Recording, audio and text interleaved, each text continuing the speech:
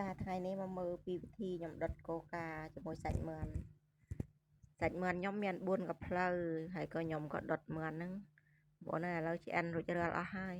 មកពិសាបាយជុំគ្នាណាថ្ងៃនេះខ្ញុំមានមឿនដុតហ្នឹង4កាផ្លូវហ្នឹងពីអ្នកកូនហ្នឹងឆ្ងាញ់ណាស់មើលថ្ងៃនេះ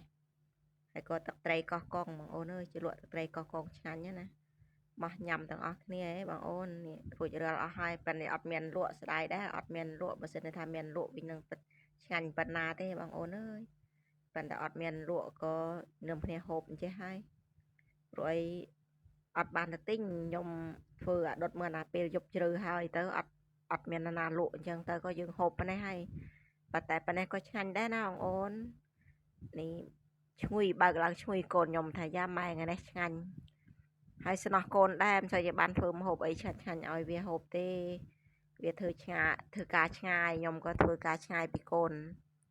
ជួបគ្នាតែពេលល្ងាចតែចុះហើយក៏អត់សូវមានពេលអីធ្វើឲ្យកូនហូបបានឆ្ងាញ់ណា